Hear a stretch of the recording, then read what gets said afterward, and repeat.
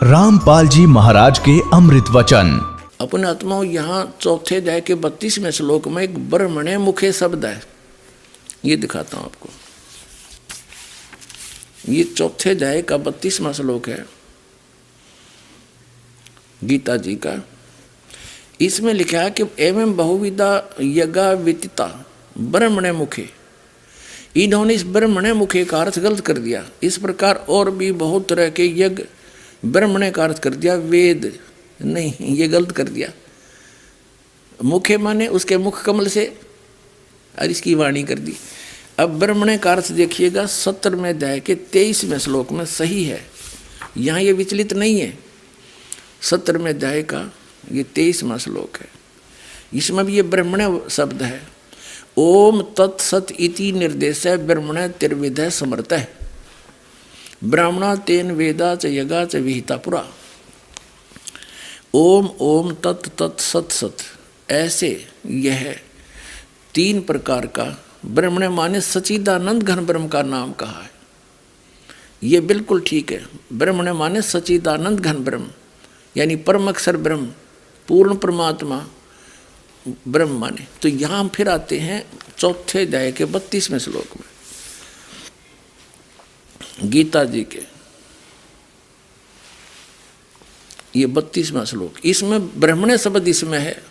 तो यहाँ इन्होंने अनुवाद गलत कर दिया। इस प्रकार और भी बहुत तरह के यज्ञ, यज्ञ माने धार्मिक अनुष्ठान सच्चिदानंद घन, यह लिखना चाहिए था सच्चिदानंद घन ब्रह्म की वाणी में।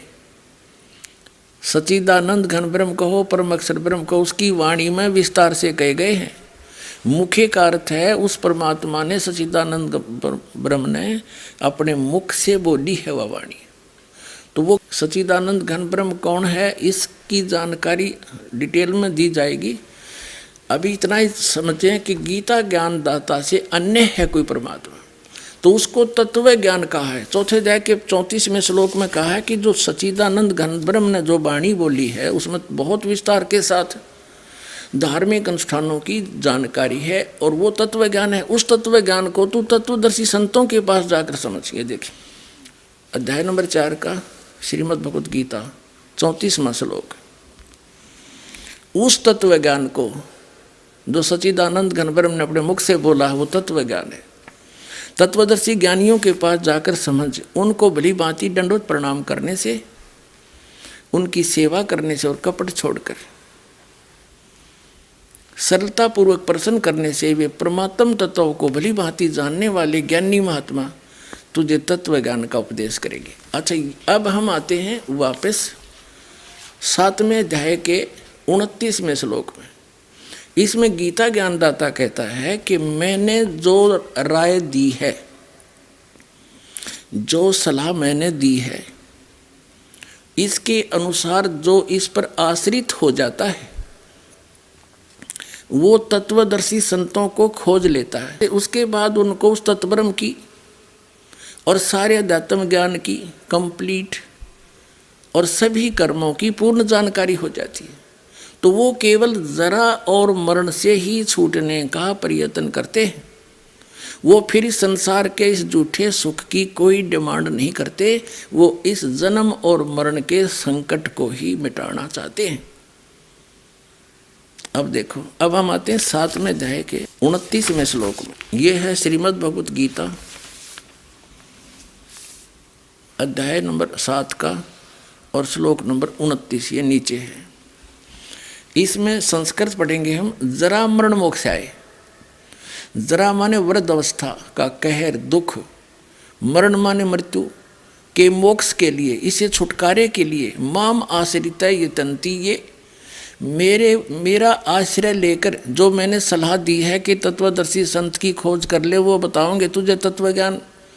इस ज्ञान का जो आश्रय कर लेते हैं यतन्ति, ये जो इसको छूटने के लिए जो प्रयत्न कर रहे हैं, इस ज्ञान को आश्रय करके तत्वदर्शी संतों को खोज लेते हैं।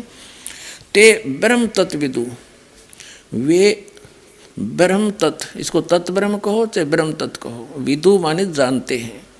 कर्षणम अध्यात्म च कर्म च अखिलम, वह सारे कर्म को, सभी कर्मों से और संपूर्ण अध्यात्म से और उस तत्व ब्रह्म से वे विदु माने परिचित हैं, उसको जान चुके हैं, उसको जानते हैं।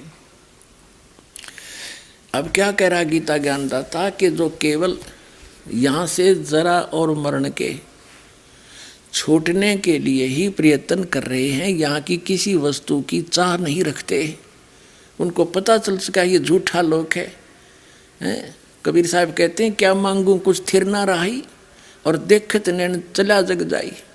1 लख पूत 1.25 लाख नाती, उस रावण का आज दीवान बाती। क्या मांगे? पुत्र मांगे या धन मांगे?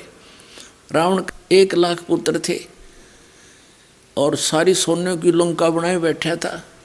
1 मिनट में 92 मिट्टी होगी, मर गया, मृत्यु को प्राप्त हुआ। आज कोई दीपक जलाने वाला शेष नहीं बचा, तो क्या मांगे?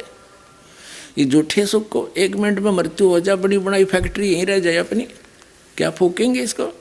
जो काम करना था, झंझट मिटाना था, वो भूल गए, क्योंकि यहाँ कोई ज्ञान देने वाला मिला नहीं। परमात्मा आए तो उनकी हमने सुनी नहीं, क्योंकि न ज्ञानी संत महंत आचार्य शंकराचार्यों ने हमारे को उल्टा पाठ पढ़ा दिया, भगवान से दूर रखा। अब समय आ गया, अब समझ लो। अब यहाँ क्या कहा है कि जो जरा और मरण से, मेरे इस ज्ञान का आश्रय करके जरा और मरण से छूटने के लिए प्रयत्न करते हैं, वे उस ब्रह्म से, तत्ब्रह्म से और सारे अध्यात्म से, ज्ञान से और सभी कर्मों से परिचित है।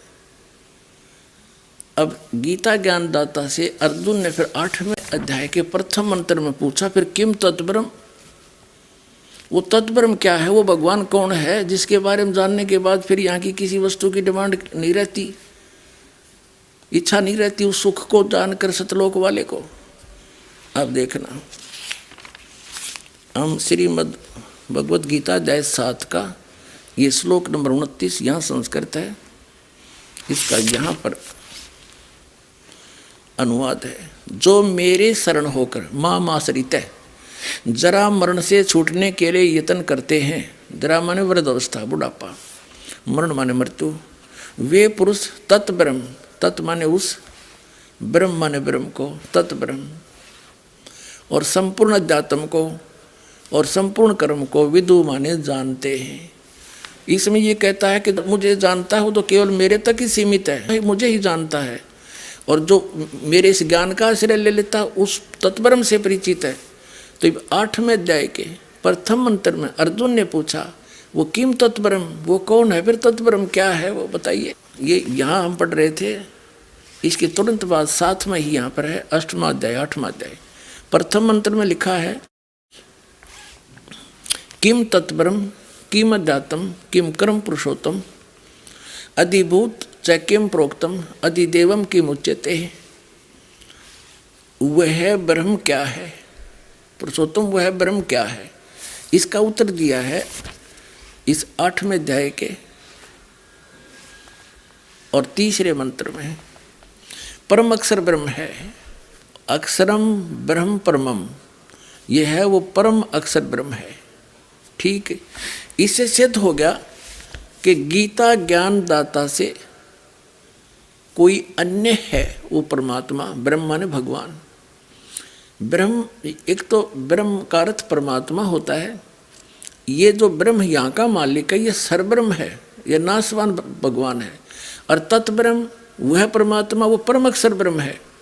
श्रीमद् भगवद गीता अध्याय नंबर 15 के श्लोक नंबर 16 और 17 में 3 पुरुष बताए हैं। एक सरपुरुष, पुरुष कहो चाहे ब्रह्म कहो, सरब्रह्म कहो, सरपुरुष कहो, पुरुष माने प्रभु, और एक अक्षर पुरुष। सरपुरुष जो है ये ब्रह्म, जिसको हम सीधा ब्रह्म बोल देते हैं, ये सरपुरुष है, सरब्रह्म है, जिसको काल भी कहते हैं। ये 21 ब्रह्मांड का स्वामी है जिसके लोक में हम रह रहे हैं। और दूसरा अक्षर पुरुष है जिसको अक्षर ब्रह्म भी कहते हैं, वो 7 संख ब्रह्मांड का स्वामी है।